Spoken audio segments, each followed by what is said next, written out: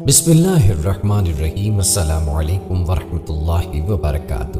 دوستو، ذکر کرتے ہیں غزوات کے تاریخی پس منظر کا۔ پہلی مرتبہ جہاد کا حکم نبوت کے مدنی دور میں نازل ہوا۔ اس سے قبل مسلمانوں کو طاقت کے استعمال کی اجازت نہ تھی، بلکہ صبر کی تلقین اور اس پر جنت کی بشارت دی جاتی تھی۔ جہاد کا حکم بھی بتدریج نازل ہوا۔ آغاز میں صرف اپنے دفاع کے لیے لڑنے کی اجازت دی گئی۔ جن سے جنگ کی جائے انہیں جنگ کی اجازت دی گئی، اس لیے کہ ان پر ظلم ہوا ہے، اور اللہ یقیناً ان کی مدد پر پوری قدرت رکھتا ہے۔ وہ جو اپنے گھروں سے ناحق نکال دیے گئے صرف اس بات پر کہ وہ کہتے تھے کہ ہمارا رب اللہ ہے۔ پھر بتدریج حکم نازل ہوا کہ اب اسلام کی شوکت اور غلبے کے لیے جہاد کریں، تاکہ دنیا سے فتنہ ختم ہو اور اللہ کی وحدانیت کو فروغ ملے، اور ان سے لڑو یہاں تک کہ فتنہ ناپید ہو جائے اور دین کامل اللہ کے لیے ہو جائے۔ غزوات کی تعداد تقریباً 28 ہے۔ اس سے قبل کچھ سرایا بھی ہوئے تھے۔ غزوہ اور سرایا یہ دونوں عربی زبان کے لفظ ہیں جو درج ذیل مفہوم کے حامل ہیں۔ غزوہ دشمن سے جنگ کے لیے جانا، سریا فوج کی ٹکڑی جس میں 5 سے 300-400 تک افراد ہو۔ دوستو، سب سے پہلے ذکر کرتے ہیں غزوہ احد کا۔ جنگ احد 17 شوال 3 ہجری 23 مارچ 625 عیسوی میں مسلمانوں اور مشرکین مکہ کے درمیان احد کے پہاڑ کے دامن میں ہوئی۔ مشرکین کے لشکر کی قیادت ابو سفیان کے پاس تھی اور اس نے 3000 سے زائد افراد کے ساتھ مسلمانوں پر حملے کی ٹھان لی تھی، جس کی باقاعدہ تیاری کی گئی تھی۔ مسلمانوں کی قیادت نبی کریم علیہ السلام نے کی۔ اس جنگ کے نتیجے کو کسی کی فتح یا شکست نہیں کہا جا سکتا، کیونکہ دونوں طرف شدید نقصان ہوا، اور کبھی مسلمان غالب آئے اور کبھی مشرکین، لیکن آخر میں مشرکین کا لشکر لڑائی ترک کر کے مکہ واپس چلا گیا۔ غزوہ بدر میں مسلمانوں کو شاندار فتح ہوئی تھی۔ اس کے بعد علاقے کی قوتوں بشمول قریش مکہ اور یہودیوں کا اندازہ ہوا کہ اب مسلمان ایک معمولی قوت نہیں رہے۔ شکست کھانے کے بعد مشرکین مکہ نہایت غصے میں تھے، اور نہ صرف اپنی بے عزتی کا بدلہ لینا چاہتے تھے، بلکہ ان تجارتی راستوں پر دوبارہ قابض کرنا چاہتے تھے کہ جن کی ناکہ بندی مسلمانوں نے غزوہ بدر کے بعد کر دی تھی۔ جنگ کے شعلے بھڑکانے میں ابو سفیان، اس کی بیوی ہندا اور ایک یہودی کعب الاشرف کے نام نمایاں ہیں۔ ہندا نے اپنے گھر محفلیں شروع کر دی، جس میں اشعار کی صورت میں جنگ کی ترغیب دی جاتی تھی۔ ابو سفیان نے غزوہ احد سے کچھ دن پہلے مدینے کے قریب ایک یہودی قبیلے کے سردار کے پاس کچھ دن رہائش رکھی، تاکہ مدینے کے حالات سے مکمل آگاہی ہو سکے۔ ابو جہل غزوہ بدر میں مارا گیا تھا، جس کے بعد قریش کی سرداری ابو سفیان کے پاس تھی، جس کی قیادت میں مکے کے دارالندوہ میں ایک اجلاس میں فیصلہ ہوا کہ جنگ کی تیاری کی جائے۔ اس مقصد کے لیے مال و دولت بھی اکٹھی کی گئی۔ جنگ کی بھرپور تیاری کی گئی۔ 3000 سے کچھ زائد سپاہی، جن میں 700 زرہ پوشتے تیار ہو گئے۔ ان کے ساتھ 200 گھوڑے اور 300 اونٹ بھی تیار ہو گئے۔ کچھ عورتیں بھی ساتھ گئیں جو اشعار پڑھ پڑھ کر مشرکین کو جوش دلا دیتی۔ ابو سفیان کی بیوی ہندا نے یہ ارادہ کیا کہ حضور صلی اللہ علیہ وآلہ وسلم کے چچا حضرت حمزہ رضی اللہ تعالیٰ عنہ کا کلیجہ چبائے گی۔ چنانچہ اس مقصد کے لیے اس نے حمزہ رضی اللہ تعالیٰ عنہ کے قتل کے لیے اپنی غلام کو خصوصی طور پر تیار کیا۔ بالآخر مارچ 625 میں یہ فوج مسلمانوں کا مقابلہ کرنے کے لیے روانہ ہو گئی۔ نبی کریم علیہ السلام کے چچا عباس نے، جو مکے ہی میں رہتے تھے، انہیں مشرکین کی سازش سے آگاہ کر دیا تھا۔ حضور سرور کائنات صلی اللہ تعالیٰ علیہ وآلہ وسلم نے انصار و مہاجرین سے مشورہ کیا کہ شہر میں رہ کر دفاع کیا جائے یا باہر جا کر جنگ لڑی جائے۔ فیصلہ دوسری صورت میں ہوا، یعنی باہر نکل کر جنگ لڑی جائے۔ چنانچہ 6 شوال کو نماز جمعہ کے بعد نبی کریم علیہ السلام نے اصحاب کو استقامت کی تلقین کی اور 1000 کی فوج کے ساتھ مدینے سے روانہ ہو گئے۔ پشوات کے مقام پر ایک منافق عبداللہ بن ابی 300 سواروں کے ساتھ جنگ سے علیحدہ ہو گیا اور بہانہ یہ بنایا کہ جنگ شہر کے اندر رہ کر لڑنے کا اس کا مشورہ نہیں مانا گیا۔ ہفتہ 7 شوال 3 ہجری کو دونوں فوجیں احد کے میدان میں آمنے سامنے آ گئیں۔ احد کا پہاڑ مسلمانوں کی پشت پر تھا۔ وہاں ایک درے پر حضور سرور کائنات صلی اللہ علیہ وآلہ وسلم نے عبداللہ بن جبیر کی قیادت میں 50 تیر اندازوں کو مقرر کیا، تاکہ دشمن اس راستے سے میدان جنگ میں نہ آ سکے۔ جنگ کا آغاز مشرکین کی طرف سے ہوا، جب ابو عامر نے تیر اندازی کی۔ اس مرحلے پر 9 افراد مشرکین کی طرف سے آئے جو سب قتل ہوئے۔ دوسرے مرحلے میں مشرکین مکہ نے اکٹھا بھرپور حملہ کیا۔ اس دوران ان کی کچھ عورتیں ان کو اشعار سے اشتعال دلا رہی تھی تاکہ وہ غزوہ بدر کی عبرتناک شکست کا داغ دھو سکیں۔ ابتدا کی زبردست جنگ میں مسلمانوں نے مشرکین کے کئی لوگوں کو قتل کیا، جس پر مشرکین فرار ہونے لگے۔ مسلمان یہ سمجھے کہ وہ جنگ جیت گئے ہیں، چنانچہ درہ عینین پر تعینات اصحاب نے حضور سرور کائنات صلی اللہ علیہ وسلم کو یہ ہدایت فراموش کر دی کہ درہ کسی قیمت پہ نہیں چھوڑنا، اور درہ چھوڑ کر میدان میں مال غنیمت اکٹھا کرنا شروع کر دیا۔ صرف 10 افراد درے پہ رہ گئے۔ خالد بن ولید جو اس وقت مسلمان نہ ہوئے تھے، انہوں نے موقع غنیمت جانا کوہ احد کا چکر لگا کر درے پہ قبضہ کر لیا اور مسلمانوں پر یکدم پیچھے سے وار کر دیا۔ اسی اثناء میں یہ افواہ گرم ہوئی کہ حضرت محمد صلی اللہ علیہ وآلہ وسلم شہید کر دیے گئے۔ یہ سن کر اکثر اصحاب نے ہمت ہار دی اور راہ فرار اختیار کی۔ کچھ لوگ میدان جنگ سے فرار ہو گئے اور تیسرے دن واپس آئے۔ کچھ ارد گرد کی پہاڑیوں پہ چڑھ گئے اور افسوس کیا کہ وہ عبداللہ بن ابی کے ساتھ کیوں نہ چلے گئے۔ کچھ لوگوں نے یہ سوچا کہ حضور صلی اللہ علیہ وآلہ وسلم کے بعد زندگی کسی کام کی نہیں۔ کچھ لوگ نبی کریم علیہ الصلوۃ والسلام کے ساتھ رہ گئے اور ان کی بھرپور حفاظت کی۔ اس موقع پر حضور نبی کریم علیہ الصلوۃ والسلام نے حضرت علی کرم اللہ وجہہ الکریم کو ایک تلوار بھی عنایت کی جو ذوالفقار کے نام سے مشہور ہے۔ اس دوران نبی کریم علیہ الصلوۃ والسلام کے دندان مبارک شہید ہوئے۔ حمزہ رضی اللہ عنہ بھی شہید ہو گئے۔ اس بارے میں اللہ نے قرآن مجید میں فرمایا، جب تم افراتفری کی حالت میں بھاگے جا رہے تھے اور کسی کو مڑ کر نہیں دیکھتے تھے، اور رسول اللہ اس جماعت میں کھڑے جو تمہارے پیچھے ثابت قدم رہی تھی تمہیں پکار رہے تھے، پھر اس نے تمہیں غم پہ غم دیا۔ یہ نصیحت و تربیت تھی تاکہ تم اس پر جو تمہارے ہاتھ سے جاتا رہا اور اس مصیبت پر جو تم پر آن پڑی رنج نہ کرو، اور اللہ تمہارے کاموں سے خبردار ہے۔ کچھ وقفے کے بعد اصحاب میدان میں آنا شروع ہو گئے۔ چونکہ مشرکین اپنے بھاری سامان جنگ مثلا زرہ بختر کی وجہ سے احد کے پہاڑ پہ نہ چڑھ سکے، اس لیے کئی مسلمانوں کی جان بچ گئی۔ ابو سفیان کی بیوی ہندہ اور اس کے ساتھ کچھ لوگوں نے مسلمان شہداء کے ناک اور کان کاٹے، اور ہندہ نے حضرت حمزہ رضی اللہ عنہ کا کلیجہ نکال کے چبایا، جس کا نبی کریم علیہ الصلوۃ والسلام کو بے حد رنج رہا۔ کچھ مسلمانوں کے واپس آنے اور یہ معلوم ہونے کے بعد کہ نبی کریم علیہ الصلوۃ والسلام شہید نہیں ہوئے، مشرکین نے جنگ سے مکہ کی طرف واپسی اختیار کی۔ بعض لوگ اس جنگ کو مسلمانوں کی شکست خیال کرتے ہیں اور بعض کے خیال کے مطابق اس کا کوئی ٹھوس نتیجہ نہیں نکلا۔ بہرحال یہ واضح ہو گیا کہ حضور سرور کائنات صلی اللہ تعالی علیہ وآلہ وسلم کی ہدایت کو فراموش کرنے یا عسکری نظم و ضبط کو ترک کرنے کا کیا نتیجہ نکل سکتا ہے۔ اگر درہ عینین پر تعینات لوگ درہ نہ چھوڑتے تو مسلمان فتح یاب ہو چکے تھے۔ اس جنگ میں 70 مسلمان شہید ہوئے جبکہ 27 مشرکین ہلاک ہوئے۔ مسلمانوں نے اپنے شہداء کو وہیں پہ دفن کیا۔ اس غزوے میں اسی حد تک شکست ایک تعمیری شکست ثابت ہوئی، کیونکہ مسلمانوں کو کچھ سبق ملے جو اگلی جنگوں میں کام آئے۔ مسلمانوں کو اپنی غلطیوں کو دیکھنے کا موقع ملا۔ خدا نے قرآن میں یقین دلایا کہ حزن و ملال نہ کرو، کیونکہ بالآخر مومنین ہی غالب آئیں گے۔ دوستو اب بات کرتے ہیں غزوہ خیبر کی۔ غزوہ خیبر محرم 7 ہجری مئی 628 میں مسلمانوں اور یہودیوں کے درمیان یہ جنگ ہوئی، جس میں مسلمان فتح یاب ہوئے۔ خیر یہودیوں کا مرکز تھا جو مدینے سے 150 کلومیٹر عرب کے شمال مغرب میں تھا، جہاں سے وہ دوسرے یہودی قبائل کے ساتھ مسلمانوں کے خلاف سازشیں کرتے رہتے تھے۔ چنانچہ مسلمانوں نے اس مسئلے کو ختم کرنے کے لیے یہ جنگ شروع کی۔ خیبر کا علاقہ بالخصوص اس کے کئی قلعے یہودی فوجی طاقت کے مرکز تھے جو ہمیشہ مسلمانوں کے لیے خطرہ بنے رہے اور مسلمانوں کے خلاف کئی سازشوں میں شریک رہے۔ اس کے علاوہ خیبر کے یہود نے قبیلہ بنو نضیر کے بھی پناہ دی تھی جو مسلمانوں کے ساتھ سازش اور جنگ میں ملوث رہے تھے۔ خیر مدینہ منورہ سے خیبر 60 میل کے فاصلے پر واقع یہودیوں کا بڑا شہر تھا۔ یہودی سازشیں کرتے تھے جس کی وجہ سے آپ صلی اللہ علیہ وآلہ وسلم نے ان پہ حملہ کر کے قلعہ خیبر فتح کر لیا۔ یہاں کی زمینوں کی پیداوار کا نصف حصہ اسلامی حکومت کے تصرف میں آیا۔ مسلمانوں کے یہود کے تعلقات بنو قریظہ کے ساتھ بھی تھے، جنہوں نے غزوہ خندق میں مسلمانوں سے عہد شکنی کرتے ہوئے انہیں سخت مشکل سے دوچار کر دیا تھا۔ خیبر والوں نے فدق کے یہودیوں کے علاوہ نجد کے قبیلے بنی غطفان کے ساتھ بھی مسلمانوں کے خلاف معاہدے کیے تھے۔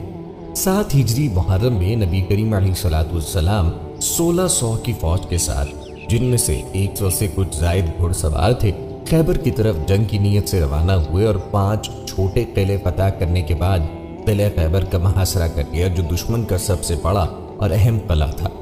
یہ قلعہ ایک نسبتاً اونچی پہاڑی پہ بنا تھا اور اس کا دفاع بہت مضبوط تھا۔ یہودیوں نے عورتوں اور بچوں کو ایک قلعے میں اور سامان خوردنوش اور دیگر ساز و سامان ایک اور قلعے میں رکھ دیا اور ہر قلعے پر تیر انداز تعینات کر دیے، جو قلعے میں داخل ہونے کی کوشش پر تیروں کی بارش کرتے تھے۔ مسلمانوں نے پہلے 5 قلعوں کو ایک ایک کر کے فتح کیا، جس میں 50 مجاہدین زخمی اور 1 شہید ہوئے۔ یہودی رات کی تاریکی میں ایک سے دوسرے قلعے تک اپنا مال و اسباب اور لوگوں کو منتقل کرتے رہے۔ باقی 2 قلعوں میں قلعہ قموس سب سے بنیادی اور بڑا تھا اور ایک پہاڑی پہ بنا تھا۔ نبی کریم علیہ الصلوۃ والسلام نے باری باری حضرت ابو بکر صدیق رضی اللہ تعالیٰ عنہ، حضرت عمر رضی اللہ عنہ اور حضرت سعد بن عبادہ رضی اللہ تعالیٰ عنہ کی قیادت میں افواج اس قلعے کو فتح کرنے کے لیے بھیجی، مگر مسلمان کامیاب نہ ہو سکے۔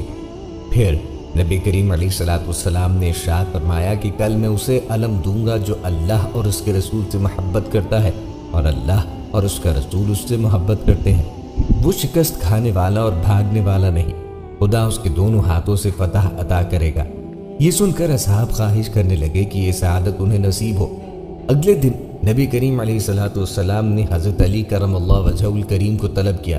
صحابہ کرام نے بتایا کہ انہیں آشوب چشم ہے، لیکن جب حضرت علی کرم اللہ وجہہ الکریم آئے تو نبی کریم علیہ الصلوۃ والسلام نے اپنا لعاب دہن ان کی آنکھوں میں لگایا، جس کے بعد تا زندگی انہیں کبھی آشوب چشم نہ ہوا۔ حضرت علی کرم اللہ وجہہ الکریم قلعے پہ حملہ کرنے کے لیے پہنچے تو یہودیوں کے مشہور پہلوان مرہب کا بھائی مسلمانوں پہ حملہ آور ہوا، مگر حضرت علی کرم اللہ وجہہ الکریم نے اسے قتل کیا اور اس کے ساتھی بھاگ گئے۔ اس کے بعد مرہب رجز پڑتا ہوا میدان میں اترا۔ اس نے زرہ بختر اور خود پہنا ہوا تھا۔ اس کے ساتھ ایک زبردست لڑائی کے دوران حضرت علی نے اس کے سر پہ تلوار کا ایسا وار کیا کہ اس کا خود اور سر درمیان سے 2 ٹکڑے ہو گیا۔ اس کی ہلاکت پر خوفزدہ ہو کر اس کے ساتھی بھاگ کر قلعے میں پناہ گزین ہو گئے۔ حضرت علی رضی اللہ عنہ نے قلعے کا دروازہ جو 20 آدمی کھولتے تھے اکھاڑ لیا اور اسے قلعے کے دروازے کے سامنے والی خندق پہ رکھ دیا تاکہ افواج گھڑ سوار سمیت قلعے میں داخل ہو سکے۔ اس فتح میں 93 یہودی ہلاک ہوئے اور قلعہ فتح ہو گیا۔ مسلمانوں کو شاندار فتح نصیب ہوئی۔ نبی کریم علیہ الصلوۃ والسلام نے یہودیوں کو ان کی خواہش پر پہلے کی طرح خیبر میں رہنے کی اجازت دی اور ان کے ساتھ معاہدہ کیا کہ وہ اپنی آمدنی کا نصف بطور جزیہ مسلمانوں کو دیں گے اور مسلمان جب مناسب سمجھیں گے انہیں خیبر سے نکال دیں گے۔ اس جنگ میں بنی نذیر کے سردار حی ابن اخطب کی بیٹی صفیہ بھی قید ہوئیں، جن کو آزاد کر کے نبی کریم علیہ الصلوۃ والسلام نے ان سے نکاح کر لیا۔ اس جنگ سے مسلمانوں کو ایک حد تک یہودیوں کی گھناؤنی سازشوں سے نجات مل گئی اور انہیں معاشی فوائد بھی حاصل ہوئے۔ ایک صحابی کی روایت کے مطابق بستر وفات پر حضور صلی اللہ علیہ وآلہ وسلم نے فرمایا تھا کہ ان کی بیماری اس زہر کا اثر ہے جو خیبر میں دیا گیا تھا۔ مسلمانوں کو اس جنگ سے بھاری تعداد میں جنگی ہتھیار ملے، جن سے مسلمانوں کی طاقت بڑھ گئی۔ اس جنگ کے 18 ماہ بعد مکہ فتح ہو گیا۔ اس جنگ کے بعد حضرت جعفر طیار رضی اللہ تعالیٰ عنہ حبشہ سے واپس آئے تو نبی کریم علیہ الصلوۃ والسلام نے فرمایا کہ سمجھ میں نہیں آتا کہ میں کس بات کے لیے زیادہ خوشی مناؤں، فتح خیبر کے لیے یا جعفر کی واپسی کے لیے۔ دوستوں، ذکر ہے اب غزوہ مؤتہ کا۔ یہ جنگ جمادی الاول 8 ہجری جنوب مغربی اردن میں مؤتہ کے مقام پہ ہوئی، جو دریائے اردن اور اردن کے شہر کرک کے درمیان میں ہے۔ اس میں نبی کریم علیہ الصلوۃ والسلام شریک نہ تھے، اس لیے اسے غزوہ نہیں کہتے بلکہ جنگ یہ سریہ یا معرکہ، عربی میں معرکہ مؤتہ کہتے ہیں۔ اس میں علی المرتضیٰ سمیت کئی جلیل القدر صحابہ شامل نہ تھے۔ یہ بازنطین مشرقی رومی افواج اور مسلمانوں کے درمیان میں ہوئی۔ بازنطینی افواج میں نصف عرب مسیحی بھی شامل تھے، جن کے تعلق اردن و بلاد شام سے تھا۔ جنگ کسی واضح نتیجے کے بغیر ختم ہوئی اور طرفین آج کے مسلمان اور مغربی دنیا اسے اپنی اپنی فتح سمجھتے ہیں۔ صلح حدیبیہ کے بعد مسلمان اور قریش کے درمیان میں کچھ وقت کے لیے جنگ نہ ہوئی۔ یمن کے ساسانی گورنر کے اسلام قبول کرنے کے ساتھ ساتھ اس کے قبائل بھی مسلمان ہو گئے تھے۔ اس طرف سے اطمینان کے بعد نبی کریم علیہ الصلوۃ والسلام نے اسلام کی تبلیغ کے لیے کچھ سفیر اردن اور شام کے عرب قبائل کی طرف روانہ کیے، جنہیں ان قبائل نے سفارتی روایات کے برخلاف قتل کر دیا۔ یہ عرب قبائل بازنطینی سلطنت، مشرقی روم کی سلطنت کے باج گزار تھے۔ سفیروں کے قتل کے بعد ان قبائل کی سرگوبی کے لیے حضور صلی اللہ علیہ وآلہ وسلم نے 3000 کی ایک فوج تیار کر کے مغربی اردن کی طرف روانہ کی۔ حضور نبی کریم علیہ الصلوۃ والسلام نے سپہ سالاروں کی ترتیب یہ رکھی کہ زید بن حارثہ رضی اللہ تعالیٰ عنہ کو اس لشکر کا امیر مقرر کیا۔ ان کی شہادت کی صورت میں جعفر بن ابی طالب جعفر طیار کو مقرر کیا، اور ان کی شہادت کی صورت میں عبداللہ بن رواحہ کو مقرر کیا، اور یہ کہ اگر وہ بھی شہید ہو جائیں تو لشکر اپنا امیر خود چن لے۔ دوسری طرف سے ہرقل کی قیادت میں 1,00,000 رومی اور 1,00,000 عرب قبائل پر مشتمل فوج بھی تیار ہوئی جو مروجہ ہتھیاروں سے لیس تھی۔ جب مسلمان محتاط پہنچے اور دشمنوں کی تعداد کا پتہ چلا تو انہوں نے پہلے سوچا کہ مدینے سے مزید کمک آنے کا انتظار کیا جائے، مگر عبداللہ بن رواحہ رضی اللہ تعالیٰ عنہ نے اسلامی فوج کی ہمت افزائی کی اور اسلامی فوج نے پیش قدمی جاری رکھتے ہوئے جنگ کی۔ جنگ شروع ہوئی تو زید بن حارثہ رضی اللہ تعالیٰ عنہ نے شجاعت کے ساتھ جنگ کی۔ رومی افواج تجربے کار تھی، انہوں نے زید بن حارثہ کو نیزوں کی مدد سے زمین پہ گرا کے شہید کر دیا، تو جعفر طیار نے علم سنبھال کر اسلامی افواج کی قیادت کی، مگر جب وہ گھیرے میں آ گئے اور محسوس کر لیا کہ اب شہادت قسمت پہ لکھی ہے تو اپنا گھوڑا فارغ کر دیا اور پیدل نہایت خونریز جنگ کی اور 80 زخم کھائے۔ اسی دوران میں ان کے دونوں ہاتھ کٹ گئے اور وہ شہید ہو گئے۔ ان کے بعد عبداللہ بن رواحہ رضی اللہ تعالیٰ عنہ نے علم سنبھالا اور رومی افواج کے مرکز میں زبردست حملہ کیا۔ شدید لڑائی میں وہ بھی شہید ہوئے۔ جب یہ تینوں نامزد قائد شہید ہو گئے تو اسلامی فوج نے خالد بن ولید رضی اللہ تعالیٰ عنہ کو اپنا امیر چنا۔ حضرت خالد بن ولید نے حال ہی میں اسلام قبول کیا تھا اور اعلیٰ درجے کے سپاہی اور جنگجو تھے۔ انہوں نے بھاپ لیا تھا کہ مسلمانوں کی جنگ جیتنے کے امکانات بہت کم ہیں۔ اسی اثنا میں رات ہوئی، انہوں نے اپنی افواج کو پیچھے ہٹا لیا، ایک زبردست جنگی حربہ اختیار کیا۔ انہوں نے بے شمار سپاہیوں کو پہاڑ کی اوٹ میں بھیج دیا اور ان سے کہا کہ اگلی صبح نئے جھنڈوں کے ساتھ گرد و غبار اڑاتے ہوئے پیچھے سے اسلامی فوج میں شامل ہو جائے۔ اس تدبیر سے رومی سمجھیں گے کہ مدینے سے مسلمانوں کے لیے نئی امداد آ گئی ہے۔ رومیوں نے پھر اپنی فوج کو بھی پیچھے ہٹا لیا اور جنگ رک گئی۔ اس طرح دونوں افواج واپس چلی گئیں اور مسلمانوں کو 2,00,000 کی رومی فوج سے بچا کر مدینے واپس لایا گیا۔ جنگ کو کسی کی فتح یا شکست نہیں کہا جا سکتا، البتہ نتائج مسلمانوں کے حق میں نکلے۔ اول تو لوگوں نے پہلی دفعہ دیکھا کہ رومیوں کے اتنے بڑے لشکر کو کسی نے للکارا ہو اور بچ کے نکل گیا ہو۔ لوگوں کے ذہن سے رومیوں کی دہشت کس قدر کم ہو گئی۔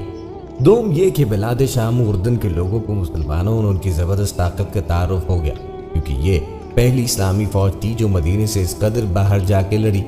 اس علاقے کے لوگوں کے لیے مسلمانوں کے جذبہ شہادت ایک بالکل نئی چیز تھی۔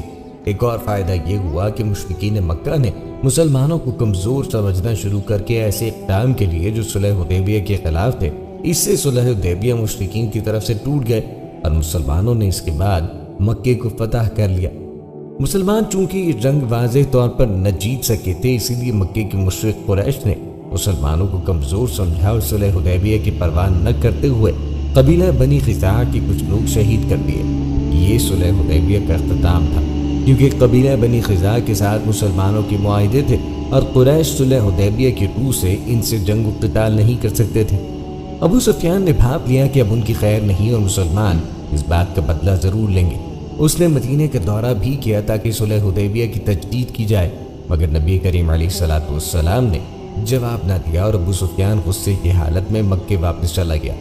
قتل شدہ افراد کے قبیلے نے مسلمانوں سے فریاد کی اور اس کے بعد نبی کریم علیہ الصلوۃ والسلام نے مکہ فتح کرنے کا فیصلہ کیا اور نتیجتاً رمضان 8 ہجری میں مکہ فتح ہو گیا۔ دوستوں، بات کرتے ہیں غزوہ خندق کی۔ شوال ذی-القعدہ 5 ہجری مارچ 627 میں مشرکین مکہ نے مسلمانوں سے جنگ کی ٹھانی۔ ابو سفیان نے قریش اور دیگر قبائل حتیٰ کہ یہودیوں سے بھی لوگوں کو جنگ پہ راضی کیا اور اس سلسلے میں کئی معاہدے کیے اور ایک بہت بڑی فوج اکٹھی کر لی، مگر مسلمانوں نے سلمان فارسی کے مشورے سے مدینے کے ارد گرد ایک خندق کھود لی۔ مشرکین مکہ ان کا کچھ نہ بگاڑ سکے۔ خندق کھودنے کی عرب میں یہ پہلی مثال تھی، کیونکہ اصل میں یہ ایرانیوں کا طریقہ تھا۔ 1 ماہ کے محاصرے اور اپنے بے شمار افراد کے قتل کے بعد مشرکین مایوس ہو کر واپس چلے گئے۔ اسے غزوہ خندق یا جنگ احزاب کہا جاتا ہے۔ احزاب کا نام اس لیے دیا جاتا ہے کہ اصل میں یہ کئی قبائل کا مجموعہ تھی، جیسے آج کل امریکہ، برطانیہ وغیرہ کی اتحادی افواج کہلاتی ہیں۔ اس جنگ کا ذکر قرآن کریم میں سورہ احزاب میں ہے۔ دوستو، اس جنگ کے پس منظر کی بات کریں تو جنگ احد کے بعد قریش، یہودی اور عرب کے دیگر بت پرست قبائل کے درمیان میں طے پایا کہ مل جل کر اسلام کو ختم کیا جائے۔ اس سلسلے میں پہلا معاہدہ قریش کے سردار ابو سفیان اور مدینے سے نکالنے جانے والے یہودی قبیلہ بنو نضیر کے درمیان ہوا۔ اس کے بعد بنو نضیر کے نمائندے نجد روانہ ہوئے اور وہاں کے مشرک قبائل غطفان اور بنی سلیم کو 1 سال تک خیبر کا محصول دے کر مسلمانوں کے خلاف جنگ پہ آمادہ کیا۔ اسلام کے خلاف اس اتحاد کو قرآن نے احزاب کا نام دیا۔ ان میں ابو سفیان کی قیادت میں 4000 پیدل فوجی، 300 گھڑ سوار اور 1500 کے قریب شتر سواروں، اونٹوں پر سوار شامل تھے۔ دوسری بڑی طاقت قبیلہ غطفان کی تھی، جس کے 1000 سوار انینا کی قیادت میں تھے۔ اس کے علاوہ بنی مرا کے 400، بنی شجاع کے 700 اور کچھ دیگر قبائل کے افراد شامل تھے۔ مجموعی طور پر تعداد 10,000 سے تجاوز کر گئی، جو اس زمانے میں اس علاقے کے لحاظ سے ایک انتہائی بڑی فوجی طاقت تھی۔ یہ فوج تیار ہو کر ابو سفیان کی قیادت میں فروری یا مارچ 627 میں مسلمانوں سے جنگ کرنے کے لیے مدینہ روانہ ہو گئی۔ نبی کریم علیہ السلام کو اس سازش کا علم ہوا تو آپ صلی اللہ علیہ وآلہ وسلم نے اصحاب سے مشورہ کیا۔ سلمان فارسی نے ایک دفاعی خندق کھودنے کا مشورہ دیا، جو عربوں کے لیے ایک نئی بات تھی۔ حضور نبی کریم علیہ السلام کو یہ مشورہ پسند آیا، چنانچہ خندق کی تعمیر شروع ہو گئی۔ مدینے کے ارد گرد پہاڑ تھے اور گھر ایک دوسرے سے متصل، جو ایک قدرتی دفاعی فصیل کا کام کرتے تھے۔ ایک جگہ کوہ عبیدہ اور کوہ راتج کے درمیان میں سے حملہ ہو سکتا تھا، اسی لیے وہاں خندق کھودنے کا فیصلہ کیا گیا۔ اس کی کھدائی میں نبی کریم علیہ السلام سمیت سب لوگ شریک ہوئے۔ اس دوران میں سلمان فارسی نہایت جوش و خروش سے کام کرتے رہے اور اس وجہ سے انصار کہنے لگے کہ سلمان ہم میں سے ہے، اور مہاجرین کہنے لگے کہ سلمان ہم میں سے ہے۔ اس پر حضور نبی کریم علیہ السلام نے فرمایا کہ سلمان میرے اہل بیت سے ہے۔ کھدائی کے دوران میں سلمان فارسی کے سامنے ایک بڑا سفید پتھر آ گیا، جو ان سے اور دوسرے ساتھیوں سے نہ ٹوٹا۔ آخرکار حضور سرور عالم صلی اللہ تعالی علیہ وآلہ وسلم خود تشریف لائے اور کلہاڑی کی ایک ضرب لگائے۔ ایک بجلی سے چمکی اور پتھر کا ایک ٹکڑا ٹوٹ کے الگ ہو گیا۔ نبی کریم علیہ السلام نے تکبیر بلند کی۔ دوسری اور تیسری ضرب پر بھی ایسا ہی ہوا۔ سلمان فارسی نے سوال کیا کہ ہر دفعہ بجلی سے چمکنے کے بعد آپ تکبیر کیوں بلند کرتے ہیں؟ نبی کریم علیہ السلام نے جواب دیا کہ جب پہلی دفعہ بجلی چمکی تو میں نے یمن اور صنعاء کے محلوں کو کھلتے دیکھا۔ دوسری مرتبہ بجلی چمکنے پر میں نے شام و مغرب کے خواہ سرخ کو فتح ہوتے ہوئے دیکھا، اور جب تیسری بار بجلی چمکی تو میں نے دیکھا کہ کاخہائے کسرا میری امت کے ہاتھوں مسخر ہو جائیں گی۔ 20 دن میں خندق مکمل ہو گئی، جو تقریباً 5 کلومیٹر لمبی تھی۔ 5 ہاتھ تقریباً 2.25 سے 2.5 میٹر گہری تھی اور اتنی چوڑی تھی کہ ایک گھڑ سوار جست لگا کر بھی پار نہ کر سکتا تھا۔ مسلمانوں کی تعداد 3000 کے قریب تھی، جو 15 سال سے بڑے تھے اور جنگ میں حصہ لے سکتے تھے۔ خندق کھودنے کے 3 روز بعد دشمن کی فوج مدینے پہنچ گئی اور خندق دیکھ کر مجبوراً رک گئی۔ ان کی عظیم فوج اس خندق کی وجہ سے ناکارہ ہو کے رہ گئی۔ کئی دن تک ان کے سپاہی خندق کو پار کرنے کی کوشش کرتے رہے۔ کچھ دن کے بعد عمرو بن عبدو کی قیادت میں 5 سوار، عمرو بن عبدود، اکرمہ بن ابو جہل، درار بن قطاب، نوفل بن عبداللہ اور ابن ابی وہب نے خندق کو ایک کم چوڑی جگہ سے پار کیا۔ عمرو بن عبدود عرب کا مشہور سورما تھا اور اس کی دہشت سے لوگ کانپتے تھے۔ اس نے سپاہ اسلام کو للکار کر جنت کا مذاق بناتے ہوئے کہا کہ اے جنت کے دعوے داروں، کہاں ہو؟ کیا کوئی ہے جسے میں جنت روانہ کر دوں، یا وہ مجھے دوزخ بھیج دے؟ اور اپنی بات کی تکرار کرتا رہا۔ نبی کریم علیہ السلام نے فرمایا کہ کوئی ہے جو اس کے شر کو ہمارے سروں سے دور کرے؟ حضرت علی رضی اللہ عنہ نے آمادگی ظاہر کی۔ اس وقت نبی کریم علیہ السلام نے ان کو اجازت نہ دی اور دوسری اور پھر تیسری دفعہ پوچھا۔ تینوں دفعہ علی ہی تیار ہوئے۔ نبی کریم علیہ السلام نے انہیں اپنا عمامہ اور تلوار عطا کی اور فرمایا کہ کل ایمان کل کفر کے مقابلے پہ جا رہا ہے۔ ایک سخت جنگ جس کے دوران میں گرد و غبار چھا گیا تھا، نعرہ تکبیر کی آواز آئی۔ حضور نبی کریم علیہ السلام نے فرمایا کہ خدا کی قسم، علی نے اسے قتل کر دیا ہے۔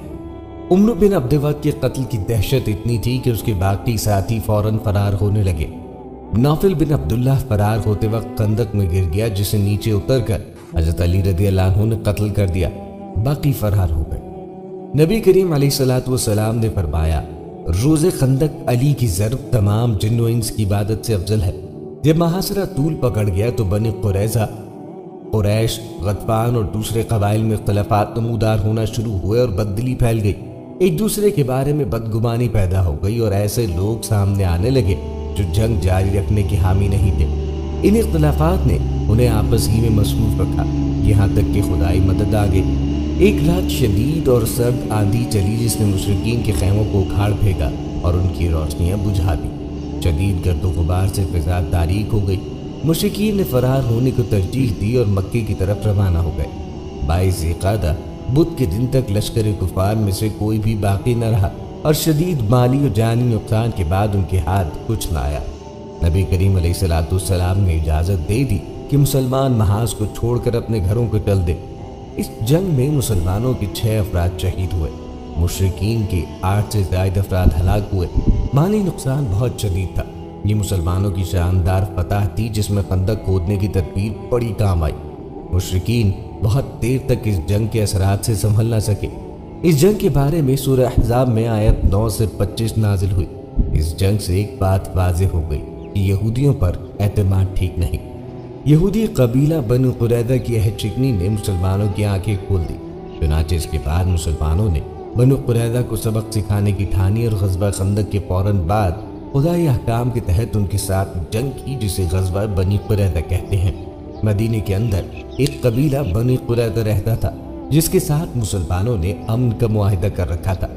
غزوہ خندق میں انہوں نے مسلمانوں کی پیٹھ میں چھرا گھونپنے کی کوشش کی جو خدا کے فضل سے ناکام ہو گئی۔ اسی وجہ سے مسلمانوں نے ان سے جنگ کی اور اہل شکنوں کو ہلاک کیا۔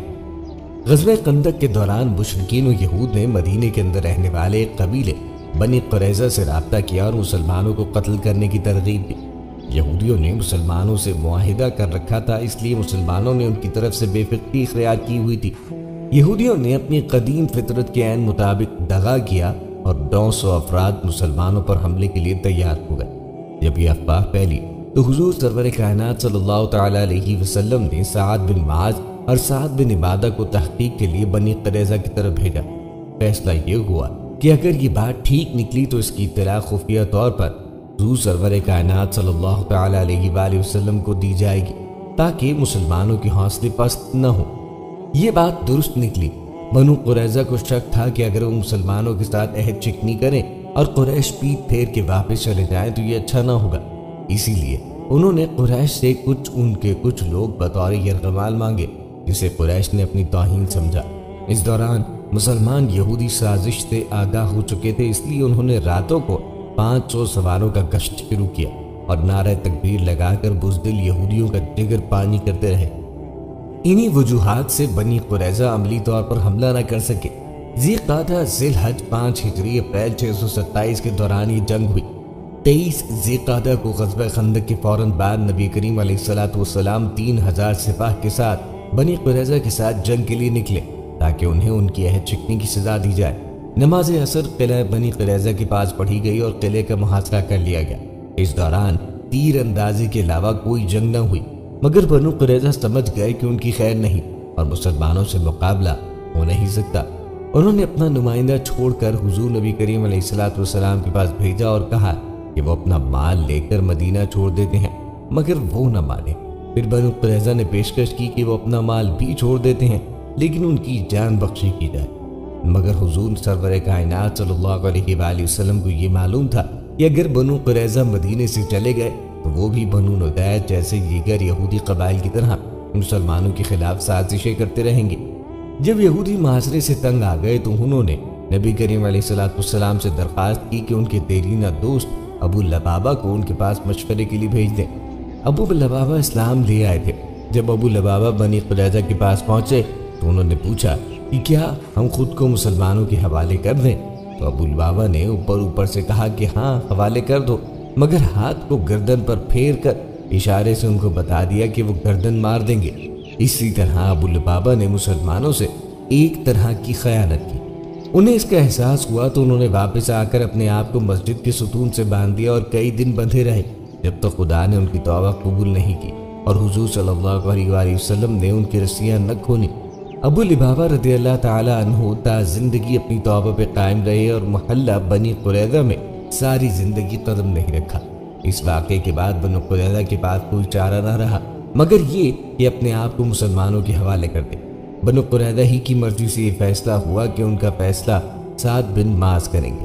سعد بن معاذ غزوہ خندق میں لگنے والے ایک تیز حادثے کی وجہ سے زخمی تھے۔ انہوں نے یہ فیصلہ کیا کہ ان مردوں کو قتل کر دیا جائے جو عہد شکن ہے، عورتوں کو اسیر کیا جائے اور ان کا مال ضبط کر لیا جائے۔ یہ فیصلہ دو وجوہ سے ہوا تھا، ایک یہ کہ یہودیوں کی مذہبی کتاب تورات کے مطابق اس قسم کی عہد شکنی کی سزا موت تھی، اور دوسرے یہ کہ بنی قریظہ اور مسلمانوں کے درمیان معاہدے کی ایک شق یہ تھی کہ اگر وہ دغا کریں تو ان کو قتل اور عورتوں کو اسیر کر کے ان کا مال ضبط کرنے کا اختیار حضور نبی کریم علیہ السلام کے پاس ہوگا۔ چنانچہ 700 یہودیوں کو علی زبیر رضی اللہ تعالیٰ عنہ اور قبیلہ اوس کے کچھ افراد نے قتل کیا۔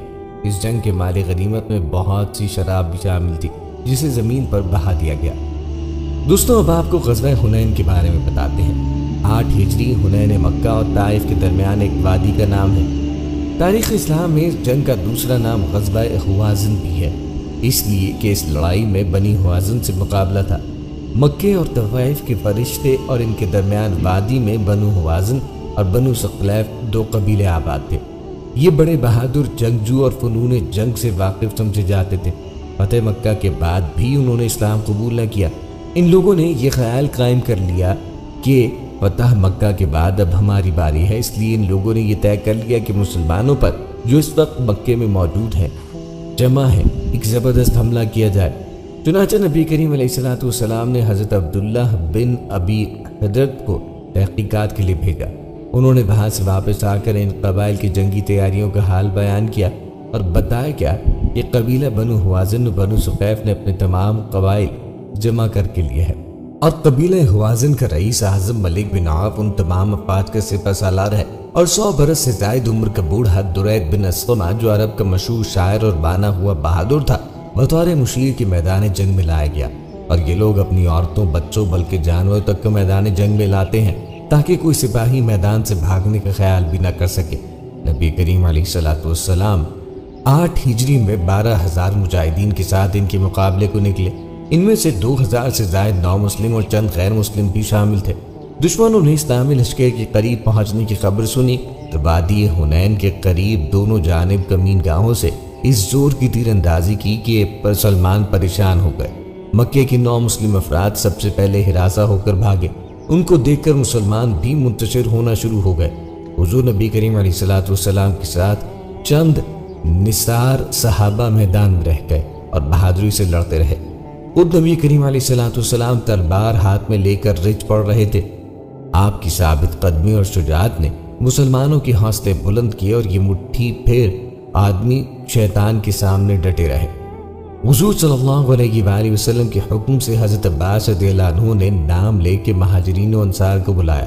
اس آواز پر مسلمان حضور کے گرد اکٹھے ہو گئے اور اس شدت سے جنگ شروع ہوئی کہ لڑائی کا رنگ بدل گیا۔ کفار مقابلے کی تاب نہ لا سکے اور بھاگ نکلے۔ بنو حوازن اوتاس میں جمع ہوئے لیکن مسلمانوں نے اوتاس میں انہیں شکست دی۔ مسلمانوں کو شاندار کامیابی ہوئی اور دشمن کے ہزاروں آدمی گرفتار ہوئے۔ 10,000 تو مہاجرین و انصار وغیرہ کا وہ لشکر تھا جو مدینے سے آپ کے ساتھ آیا تھا، اور 2,000 نو مسلم تھے جو فتح مکہ میں مسلمان ہوئے تھے۔ نبی کریم علیہ السلام نے یہ لشکر ساتھ لے کر شان و شوکت کے ساتھ حنین کا رخ کیا۔ اسلامی افواج کی کثرت اور اس کے جاہ و جلال کو دیکھ کر بے اختیار بعض صحابہ کی زبان سے یہ لفظ نکل گیا کہ آج بھلا ہم پر کون غالب آ سکتا ہے۔ لیکن خداوند عالم کو کچھ لوگوں کا اپنی فوجوں کی کثرت پہ ناز کرنا پسند نہ آیا۔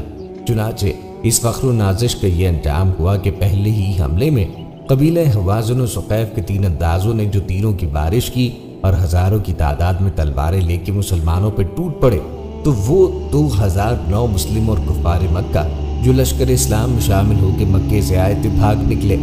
ان لوگوں کی بھگدڑ کو دیکھ کر انصار و مہاجرین بھی پریشان ہو گئے۔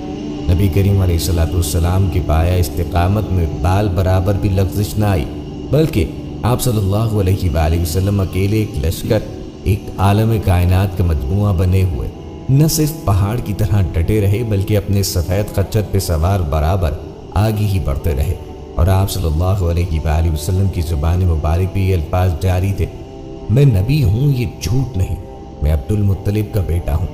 اسی حالت میں نبی کریم علیہ السلام داہنی طرف دیکھ کر بلند آواز سے پکارا کہ یا معشر الانصار، فوراً آواز آئی ہم حاضر ہیں یا رسول اللہ۔ پھر بائیں جانب رخ کر کے فرمایا یا للمہاجرین، فوراً آواز آئی کہ ہم حاضر ہیں یا رسول اللہ صلی اللہ علیہ وسلم۔ حضرت عباس رضی اللہ عنہ چونکہ بہت ہی بلند آواز تھے، نبی کریم علیہ السلام نے ان کو حکم دیا کہ انصار و مہاجرین کو پکارو، اور انہوں نے جو نعرہ مارا تو ایک دم تمام فوجیں پلٹ پڑی اور لوگ اس قدر تیزی کے ساتھ دوڑ پڑے کہ جن لوگوں کے گھوڑے ازدحام کی وجہ سے نہ مڑ سکے انہوں نے ہلکا ہونے کے لیے اپنی زریں پھینک دی اور گھوڑوں سے کود کود کے دوڑے اور کفار کے لشکر پہ جھپٹ پڑے، اور اس طرح جہاں بازی کے ساتھ لڑنے لگے کہ دم زدن میں جنگ کا پانسا پلٹ گیا۔ کفار بھاگ نکلے، کچھ قتل ہو گئے، جو رہ گئے گرفتار ہو گئے۔ قبیلے سکیف کی فوجیں بڑی بہادری کے ساتھ جم کر مسلمانوں سے لڑتی رہیں، یہاں تک کہ ان کے 70 بہادر کٹ گئے، لیکن جب ان کا علم بردار عثمان بن عبداللہ قتل ہو گیا تو ان کے پاؤں بھی اکھڑ گئے، اور فتح مبین نے حضور رحمت للعالمین صلی اللہ علیہ وآلہ وسلم کے قدموں کا بوسہ لیا اور کثیر تعداد و مقدار میں مال غنیمت ہاتھ آیا۔ دوستوں، غزوہ تبوک کے بارے میں بھی تذکرہ کرتے ہیں۔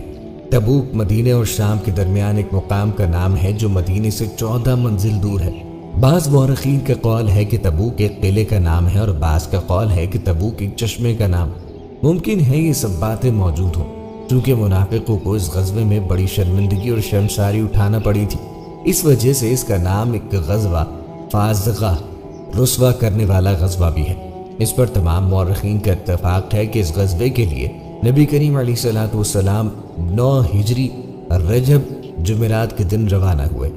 رسول پاک 30,000 جانثار غلاموں کے ساتھ مدینے سے روانہ ہوئے۔ عرب کا غسائی خاندان جو قیصر روم کے زیر اثر ملک شام پہ حکومت کرتا تھا، چونکہ وہ مسیحی تھا اس لیے قیصر روم نے اس کو اپنا اعلی کار بنا کر مدینے پہ فوج کشی کا عزم کر لیا۔ چنانچہ ملک شام کے جو سوداگر روغن زیتون بیچنے مدینے آیا کرتے تھے، انہوں نے خبر دی کہ قیصر روم کی حکومت نے ملک شام میں بہت بڑی فوج جمع کر دی ہے، اور اس فوج میں رومیوں کے علاوہ قبائل لخم و جذام اور غسان کے تمام عرب بھی شامل ہیں۔ ان خبروں کا تمام عرب میں ہر طرف چرچا تھا، اور رومیوں کی اسلام دشمنی کوئی ڈھکی چھپی چیز تو تھی نہیں، اس لیے ان خبروں کو غلط سمجھ کر نظر انداز کر دینے کی بھی کوئی وجہ نہیں تھی۔ نبی کریم علیہ السلام نے بھی فوج کی تیاری کا حکم دیا۔ 30,000 کا ساتھ لے کر لشکر تبوک کے لیے روانہ ہوئے، اور مدینے کا نظم و نسق چلانے کے لیے علی المرتضیٰ کو اپنا خلیفہ مقرر فرمایا۔ نبی کریم علیہ السلام تبوک کے قریب پہنچے تو ارشاد فرمایا کہ انشاءاللہ کل تم لوگ تبوک کے چشمے پہ پہنچو گے اور سورج بلند ہونے کے بعد پہنچو گے، لیکن کوئی شخص وہاں پہنچے تو پانی کو ہاتھ نہ لگائے۔ رسول کریم علیہ السلام جب وہاں پہنچے تو جوتے کے تسمے کے برابر اس میں ایک پانی کی دھار بہہ رہی تھی۔ آپ نے اس میں سے تھوڑا پانی منگا کے ہاتھ منہ دھویا اور اس پانی میں کلی فرمائی، پھر حکم دیا کہ اس پانی کو چشمے میں انڈیل دو۔ لوگوں نے جب اس پانی کو چشمے میں ڈالا تو چشمے سے زوردار پانی کی موٹی دھار بہنے لگی، اور 30,000 کا لشکر اور تمام جانور اس چشمے کے پانی سے سیراب ہو گئے۔ حضور اقدس صلی اللہ علیہ وآلہ وسلم نے تبوک میں پہنچ کر لشکر کو پڑاؤ کا حکم دیا، مگر دور دور تک رومی لشکروں کا کوئی پتہ نہیں چلا۔ واقعہ یہ ہوا کہ جب رومیوں کے جاسوسوں نے قیصر کو خبر دی کہ رسول اللہ صلی اللہ علیہ وآلہ وسلم 30,000 کا لشکر لے کر تبوک میں آ رہے ہیں، تو رومیوں کے دلوں پر اس قدر ہیبت چھا گئی کہ وہ جنگ سے ہمت ہار گئے اور اپنے گھروں سے باہر نہ نکل سکے۔ نبی کریم علیہ السلام نے 20 دن تبوک میں قیام فرمایا اور اطراف و جوانب میں افواج الہی کا جلال دکھا کر اور کفار کے دلوں پر اسلام کا رعب بٹھا کر مدینہ واپس تشریف لائے، اور تبوک میں کوئی جنگ نہ ہوئی۔ دوستوں، اب ذکر کرتے ہیں غزوہ ابوا کا۔ اس غزوے کو غزوہ ودان بھی کہتے ہیں۔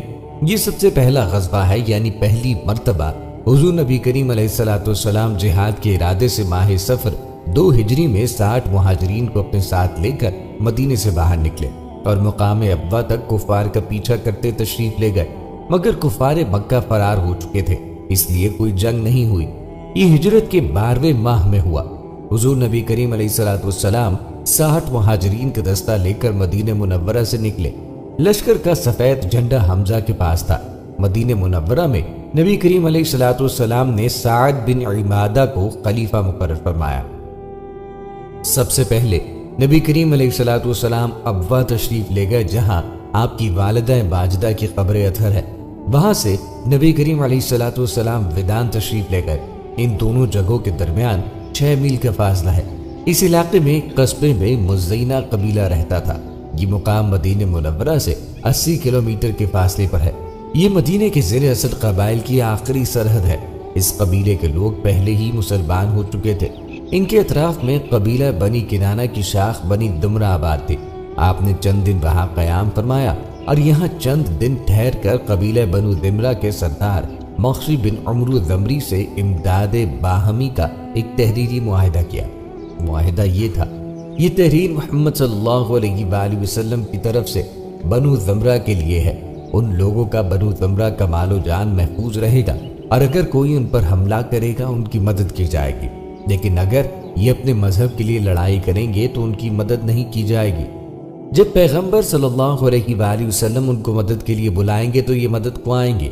ये मुआहिदा करने के लिए हुजूर नबी करीम अलैहिस्सलाम 15 रोज मदीने से बाहर कयाम करने के बाद बिना खून खराबा मदीने मुनव्वरा वापस तशरीफ ले आए।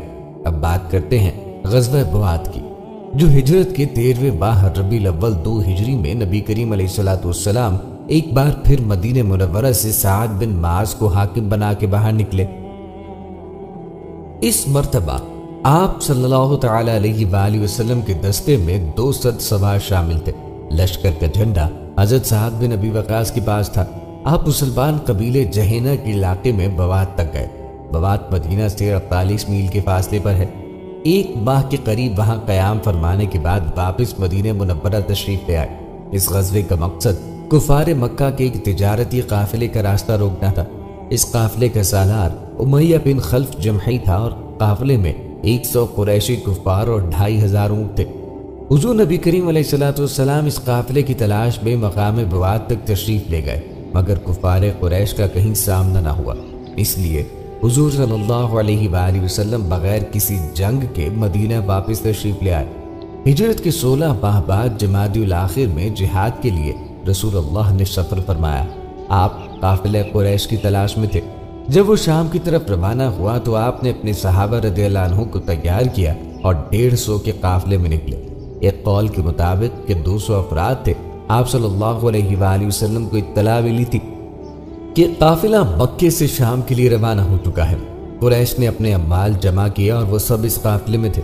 आप बनु देनार की निगरानी में चले, जिनके घर पानी के पास थे। इस ग़ज़वे का नाम ज़ुल अशीरा है। इसे अल अशीरा और अल असैरा भी कहते हैं। कुरैश का एक काफिला माल तिजारत लेकर मक्के से शाम जा रहा था। इसे रोकने के लिए हिजरत के 16वें माह आप सल्लल्लाहु अलैहि वसल्लम एक बार फिर मदीने मुनव्वरा से एक दस्ते के साथ बाहर निकले। आप सल्लल्लाहु अलैहि वसल्लम के हमराह 150 और एक रिवायत के मुताबिक 200 मुसलमान थे, जिनके पास 30 ऊँट थे। वो बारी बारी इन पर सवारी करते थे। मदीने मुनव्वरा में नबी करीम अलैहिस्सलाम ने अबू सलमा बिन अब्दुल असद मखज़ूमी को अपना खलीफा मुकर्रर फरमाया। मंजिल मंजिल चलते हुए आप सल्लल्लाहु अलैहि वसल्लम ज़िल अशीरा पहुंचे। ये मुकाम बहरा अहमर की बंदरगाह यम्बू के निवाह में मदीने मुनव्वरा से 109 मील दूर था। यहाँ पहुंच के मालूम हुआ कि काफिला बहुत आगे बढ़ गया है, इसलिए कोई टकराव नहीं हुआ। मगर यही काफिला जब शाम से वापस लौटा और हुजूर नबी करीम अलैहिस्सलाम इसकी मज़ाहमत के लिए आगे निकले तो जंग बदर का मार्का पेश आ गया। आप सल्लल्लाहु अलैहि वसल्लम एक माह वहाँ मुकीम रहे। नबी करीम अलैहिस्सलाम ने वहाँ बनु ज़मरा के हलीफ कबीला बनु मदलज से इस तरह का मुआहिदा किया, जिस तरह का मुआहिदा नबी करीम अलैहिस्सलाम ने बनु ज़मरा से कर रखा था। है ग़ज़वा बद्र ऊला का, जिसे ग़ज़वा सफ़वान भी कहते हैं। ये ग़ज़वा भी हिजरत के 13 माह बाद वक़ू पज़ीर हुआ। मदीने से 3 मील दूर तक एक पहाड़ी चरागाह थी। मदीने के लोग अपने माल मवेशी चरने के लिए वहां छोड़ दिया करते थे। हिजरत के 13वें माह में मक्के का एक सरदार तुरस बिन जाहिर फहरी एक छापामार दस्ते के साथ आया। اور رات کے وقت مسلمانوں کے اونٹ چراگاہ سے ہنکا کے لے گیا۔ مدینے میں اطلاع پہنچی تو نبی کریم علیہ الصلوۃ والسلام نے فوری طور پہ ایک دستہ تیار کیا۔ مدینے میں زید بن حارثہ کو اپنا نائب مقرر فرمایا اور علی کو علم بردار بنا کر صحابہ کی ایک جماعت کے قرص کے تعاقب میں نکلے۔ آپ صلی اللہ علیہ وآلہ وسلم بدر کے نواح میں وادی صفان تک اس کے پیچھے گئے، مگر وہ ہاتھ نہ آیا، وہ بھاگ کر آگے نکل گیا تھا۔ وادی صفان بدر کے قریب ہے، اس لیے بعض مورخین نے اس غزوے کا نام غزوہ بدر اولا رکھا ہے۔ اسی لیے یاد رکھنا چاہیے کہ غزوہ صفان اور غزوہ بدر اولا دونوں ایک ہی غزوے کے دو نام ہیں۔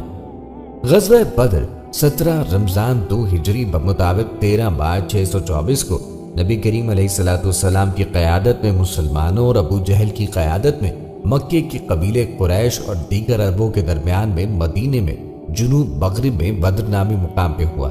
اسے غزوہ بدر کبریٰ بھی کہتے ہیں۔ قریش مکہ نے مدینے کی اس اسلامی ریاست پہ حملہ کرنے کا فیصلہ اس لیے بھی کیا کہ وہ شاہراہ جو مکے سے شام کی طرف جاتی تھی مسلمانوں کی زد میں تھی۔ اس شاہراہ کی تجارت سے اہل مکہ لاکھوں اشرفیاں سالانہ حاصل کرتے تھے۔ اس کا اندازہ ہمیں اس واقعے سے ہوتا ہے کہ بنو اوس کے مشہور سردار سعد بن معاذ جب طواف کعبہ کے لیے گئے تو ابو جہل نے خانہ کعبہ کے دروازے پہ انہیں روکا اور کہا، تو ہمارے دین کے مرتدوں کو پناہ دو اور ہم تمہیں اطمینان کے ساتھ مکے میں طواف کرنے دے۔ اگر تم امیہ بن خلف کے مہمان نہ ہوتے تو یہاں سے زندہ نہیں جا سکتے تھے۔ یہ سن کر سعد بن معاذ رضی اللہ عنہ نے جواب دیا، خدا کی قسم اگر تم نے مجھے اس سے روکا تو میں تمہیں اس چیز سے روک دوں گا جو تمہارے لیے اس سے اہم تر ہے، یعنی مدینے کے پاس سے تمہارا دستہ۔ حضرت محمد صلی اللہ علیہ وآلہ وسلم اور ان کے ساتھیوں کو مدینے میں تبلیغ کرنے کی پوری آزادی تھی اور اسلام کے اثرات دور دراز علاقوں میں پہنچ رہے تھے۔ جنوب کے یمنی قبائل میں سے بھی بعض سلیم الفطرت لوگ مشرف با اسلام ہو گئے تھے اور ان کی کوششوں سے بحرین کا ایک سردار عبد القیس مدینے کی طرف آ رہا تھا کہ قریش مکہ نے راستے میں اسے روک دیا۔ اس سے یہ بات واضح ہو گئی کہ جب تک خدا پرستی اور شرک میں ایک چیز ختم نہیں ہو جائے گی کشمکش ختم نہیں ہو سکتی۔ رجب 2 ہجری میں حضرت محمد صلی اللہ علیہ وآلہ وسلم نے عبداللہ بن حجج کی قیادت میں 12 آدمیوں پر مشتمل ایک دستہ اس غرض سے بھیجا کہ قریش کی تجارتی قافلوں کی نقل و حرکت پر نگاہ رکھیں۔ اتفاق سے ایک قریشی قافلہ مل گیا اور دونوں گروہوں کے درمیان میں جھڑپ ہو گئی، جس میں قریش مکہ کا ایک شخص عمر بن الحضرمی مقتول ہوا اور 2 گرفتار۔ جب عبداللہ نبی کریم علیہ الصلوۃ والسلام کے پاس پہنچے تو نبی کریم علیہ الصلوۃ والسلام نے اس واقعے پہ ناپسندیدگی کا اظہار فرمایا۔ جنگی قیدی رہا کر دیے گئے اور مقتول کے لیے خون بہا ادا کیا۔ اس واقعے کی حیثیت سرحدی جھڑپ سے زیادہ نہ تھی، چونکہ یہ جھڑپ ایک ایسے ماہ میں ہوئی جس میں جنگ و جدال حرام تھا، اس لیے قریش مکہ نے اس کے خلاف خوب پروپیگنڈا کیا اور قبائل عرب کو بھی مسلمانوں کے خلاف اکسانے کی کوشش کی۔ عمرہ کے ورثاء نے بھی مقتول کا انتقام لینے کے لیے اہل مکہ کو مدینے پہ حملہ کرنے پر اکسایا۔ مشاورت کے بعد مجاہدین کو تیاری کا حکم ہوا۔ مسلمانوں کے ذوق شہادت کا یہ عالم تھا کہ ایک نوعمر صحابی حضرت عمیر بن ابی وقاص اس خیال سے چھپتے پھرتے تھے کہ کہیں کم عمر ہونے کی وجہ سے واپس نہ بھیج دیے جائیں۔ اس کے باوجود مجاہدین کی کل تعداد 313 سے زیادہ نہ ہو سکی۔ یہ لشکر اس شان سے میدان کارزار کی طرف بڑھ رہا تھا کہ کسی کے پاس لڑنے کے لیے پورے ہتھیار بھی نہ تھے۔ پورے لشکر کے پاس صرف 70 اونٹ اور 2 گھوڑے تھے جن پر باری باری سواری کرتے تھے۔ مقام بدر پہ پہنچ کر ایک چشمے کے قریب یہ مختصر سا لشکر خیمہ زن ہوا۔ مقابلے پر 3 گنا سے زیادہ لشکر تھا۔ 1000 قریشی جوان جن میں سے اکثر سر سے پاؤں تک آہنی لباس میں ملبوس تھے، وہ اس خیال سے بدمست تھے کہ وہ صبح ہوتے ہی ان مٹھی بھر فاقہ کشوں کا خاتمہ کر دیں گے، لیکن قدرت کاملہ کو کچھ اور ہی منظور تھا۔ رات بھر قریشی لشکر عیاشی و بدمستی کا شکار رہے۔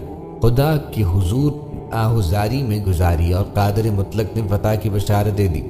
جس طرف مسلمانوں کا پڑاؤ تھا وہاں پانی کی کمی تھی اور ریت مسلمانوں کے گھوڑوں کے لیے مضر ثابت ہو رہی تھی، لیکن خداوند تعالیٰ نے باران رحمت سے مسلمانوں کی یہ دونوں دقتیں دور کر دی۔ ریت جم گئی اور قریشی لشکر کے پڑاؤ والی مقبوضہ چکنی مٹی کی زمین پر کیچڑ پیدا ہو گیا۔ رمضان المبارک 2 ہجری فجر کے بعد نبی کریم علیہ الصلوۃ والسلام نے جہاد کی تلقین کی۔ حضرت صلی اللہ علیہ وآلہ وسلم کے ارشاد کے مطابق انہوں نے صف بندی کی اور آہن پوش لشکر کو شکست دینے کا آہنی عزم لے کر میدان میں چل پڑے۔ قریشی لشکر تکبر و غرور میں بدمست نسلی تفاخر کے نعرے لگاتا ہوا سامنے موجود تھا۔ مسلمانوں کے لیے سخت آزمائش کا وقت تھا، اسی لیے کہ اپنے ہی بھائی بند کے سامنے کھڑے تھے۔ ابو بکر اپنے بیٹے عبد الرحمن سے اور ابو حذیفہ کو اپنے باپ عتبہ سے مقابلہ کرنا تھا۔ عرب کے دستور کے مطابق پہلے انفرادی مقابلے ہوتے۔ سب سے پہلے عمر بن الحضرمی کا بھائی عامر میدان میں نکلا اور مد مقابل طلب کیا۔ مقابلے پہ حضرت عمر کا ایک غلام نکلا اور اس نے چشم زدن میں اس مغرور کا خاتمہ کر دیا جو اپنے بھائی کا انتقام لینے کے لیے آیا تھا۔ اس کے بعد عتبہ بن ربیعہ، اس کا بھائی شبی اور اس کا والد بیٹا ولید بن عتبہ میدان میں نکلے اور مبارزات طلب کیے۔ 3 انصاری صحابہ میدان میں نکلے، لیکن ان تینوں نے یہ کہہ کر ان سے مقابلہ کرنے سے انکار کر دیا کہ یہ ہمارے ہم پلہ نہیں ہے، اور پکار کر کہا، اے محمد صلی اللہ علیہ وآلہ وسلم، ہمارے مقابلے پہ قریشی بھیجو۔ ہم عرب کے چرواہوں سے مقابلہ کرنے کے لیے نکلے ہیں۔ ہم عرب کے چرواہوں سے مقابلہ کرنے کے لیے تیار نہیں ہیں۔ چنانچہ آپ کے ارشاد پر حضرت حمزہ، حضرت علی اور حضرت عبیدہ رضی اللہ عنہ مقابلے کے لیے نکلے۔ مغرور قریشی سرداروں نے ان کے نام پوچھے اور کہا، ہاں تم ہمارے ہم پلہ ہو۔ مقابلہ شروع ہوا۔ چند لمحوں میں حضرت حمزہ نے شبی کو جنم رسید کر دیا اور حضرت علی نے ولید کو قتل کر دیا، اور لشکر اسلام سے تکبیر کی آواز بلند ہوئی۔ اسی دوران میں عتبہ اور حضرت عبیدہ نے ایک دوسرے پر بھرپور وار کیا اور دونوں زخمی ہو کر گر پڑے۔ حضرت علی رضی اللہ عنہ اپنے مد مقابل سے فارغ ہو کر عتبہ کی طرف لپکے اور ایک ہی ضرب سے اس کا کام تمام کر کے حضرت عبیدہ کو لشکر میں اٹھا لائے۔ قریش نے اپنے نامور سرداروں کو یوں کرتے دیکھا تو یک بارگی حملہ کرنا شروع کیا تاکہ اکثریت کے بلبوتے پر لشکر اسلام کو شکست دے۔ اس غزوے میں مومنین کے جوش و جہاد کا یہ عالم تھا کہ ایک صحابی عمر بن جام کھجورے کھا رہے تھے۔ انہوں نے نبی کریم علیہ السلام کا اعلان، آج کے دن جو شخص صبر و استقامت سے لڑے گا اور پیٹھ پر بیٹھ کر نہ بھاگے گا، وہ یقیناً جنت کے درمیان میں اتنا برس ہوگا جتنا کہ یہ لوگ مجھے قتل کر دیں گے۔ یہ کہہ کر اتنی بہادری سے لڑے کہ شہید ہوئے اور چند لمحوں میں جنت کا فاصلہ طے کر لیا۔ میدان کارزار خوب گرم تھا۔ قریش کے بازور آہن پوش لوہے کے لباس سمیت کٹ کٹ کے گر رہے تھے۔ مسلمان بھی خود داد شجاعت دے رہے تھے۔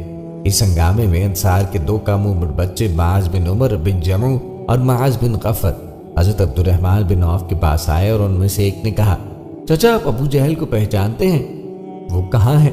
ہم نے سنا ہے کہ وہ نبی کریم علیہ السلام کی شان میں گالیاں بکتے ہیں۔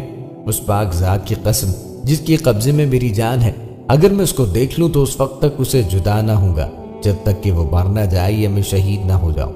اتفاق سے ابو جہل کا گزر سامنے سے ہوا۔ حضرت عبد الرحمن بن عوف نے اس کی طرف اشارہ کر دیا۔ یہ اشارہ پاتے ہی یہ دونوں ننھے مجاہد اپنی تلواریں لے کر اس کی طرف دوڑے۔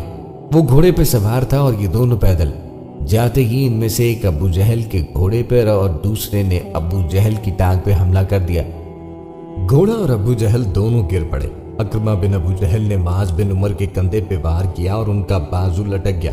باہمت نوجوان نے بازو کو راستے میں حائل ہوتے دیکھا تو پاؤں کے نیچے لے کر اسے الگ کر دیا اور ایک ہی ہاتھ سے اپنے شکار پہ حملہ کر دیا۔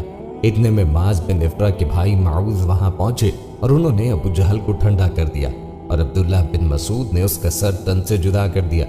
اس میدان بدر میں ابو جہل کے علاوہ امیہ بن خلف جس نے حضرت بلال پر بے پناہ ظلم ڈھائے تھے اور ابو بختری جیسے اہم سرداران قریش بھی مارے گئے، اور یہ مغرور لشکر میدان چھوڑ کے بھاگ کھڑا ہوا۔ اللہ تعالیٰ نے اسلام کو فتح دی تھی اور دنیا نے دیکھ لیا کہ فتح و شکست میں مادی قوت سے زیادہ روحانی قوت کا داخل ہوتا ہے۔ مسلمانوں کے کل 14 آدمی شہید ہوئے۔ اس کے مقابلے میں قریش کے 70 آدمی مارے گئے، جن میں سے 36 حضرت علی کرم اللہ وجہ الکریم کے ہاتھوں قتل ہوئے، 70 سے زائد گرفتار ہوئے۔ قریشی مقتولین میں ان کے تقریباً تمام نامور سردار شامل تھے اور گرفتار ہونے والے بھی ان کے معززین میں سے تھے، مثلا حضرت عباس بن عبد المطلب حضور کے چچا، عقیل بن ابی طالب، اسود بن عامر، سہیل بن عمرو اور عبداللہ بن زمعہ وغیرہ۔ نبی کریم علیہ السلام نے اسیران جنگ کا صحابہ میں تقسیم کر کے انہیں آرام سے رکھنے کا حکم دیا۔ صحابہ کرام نے اپنے قائد کے فرمان پر اس حد تک عمل کیا کہ خود کھجورے کھا کر قیدیوں کو کھانا کھلایا۔ صحابہ کرام سے ان کے بارے میں مشورہ طلب کیا گیا تو حضرت عمر فاروق نے انہیں قتل کر کے دشمن کی قوت توڑنے کی تجویز پیش کی۔ حضرت ابو بکر نے فدیہ لے کے چھوڑنے کا مشورہ دیا۔ نبی کریم علیہ الصلوۃ والسلام نے حضرت ابو بکر سے اتفاق کرتے ہوئے اسیران جنگ کو فدیہ لے کے چھوڑ دیا۔ جو قیدی غربت کی وجہ سے فدیہ ادا نہیں کر سکتے تھے اور پڑھے لکھے تھے، انہیں 10 مسلمانوں کو پڑھنا لکھنا سکھانے کے عوض رہا کیا گیا۔ یہ قیدی حسن سلوک سے اس قدر متاثر ہوئے کہ ان میں سے بہت سے مشرف با اسلام ہوئے، جن میں عباس بن عبد المطلب اور عقیل بن ابو طالب شامل تھے۔ غزوہ بدر میں مسلمان قریش کے مقابلے میں 1/3 سے بھی کم تھے۔ قریش کے پاس اسلحہ بھی مسلمانوں سے زیادہ تھا۔ اس کے باوجود کامیابی نے مسلمانوں کے قدم چومے۔ چند اسباب جو اس کے ہماری نظر میں آئے وہ ہم آپ کو بتاتے چلیں۔ غزوہ بدر میں مسلمانوں کا سب سے بڑا اور اصل سبب نصرت الہی تھا۔ اللہ تبارک و تعالی سے حضور نبی کریم علیہ الصلوۃ والسلام نے دعا فرمائی تھی، اے خدا، یہ قریش ہیں، اپنے سامان غرور کے ساتھ آئے ہیں تاکہ تیرے رسول کو جھوٹا ثابت کرے۔ اے اللہ، اب تیری وہ مدد آ جائے جس کا تو نے مجھ سے وعدہ فرمایا ہے۔ اے اللہ، اگر آج یہ مٹھی بھر جماعت ہلاک ہو گئی تو پھر روئے زمین پہ تیری عبادت کہیں نہیں ہوگی۔ اس کے جواب میں اللہ تعالیٰ نے فتح کی بشارت دی اور 1000 فرشتوں سے امداد فرمائی۔ سورہ انفال میں غزوہ بدر کی تفصیل موجود ہے۔ اسلام نے مسلمانوں کے جو عقائد مقرر تھے ان میں عقیدہ آخرت کو بنیادی حیثیت حاصل ہے۔ مسلمان موت کے بعد آنے والی ابدی زندگی کے لیے اس زندگی کو قربان کرنے کے لیے تیار ہوتا ہے۔ شہادت کی موت اس کے نزدیک موت نہیں، ابدی زندگی ہے۔ اس عقیدے نے مسلمانوں کو بے جگری سے لڑنے پہ آمادہ کیا اور موت جس سے ہر انسان خائف ہوتا ہے، مسلمانوں نے اسے خوشی سے قبول کرنے کے لیے حامی بھری تھی۔ اسلامی لشکر اپنے سالار اعظم محمد صلی اللہ علیہ وآلہ وسلم پر جان چھڑکنے کو تیار تھا۔ ہر شخص اپنے قائد کے حکم پر بلا چوں چرا تسلیم کرتا تھا۔ مسلمان نبی کریم علیہ الصلوۃ والسلام کی ادنا سے ادنا اشارے پہ حرکت میں آ جاتے تھے، لہٰذا ان کا تنظیمی ڈھانچہ اپنے حریفوں سے بہتر تھا۔ اس کے برعکس لشکر کفار کئی سرداروں کی کمان تھا اور ان سرداروں میں اتحاد عمل پیدا ہونا بہت مشکل تھا۔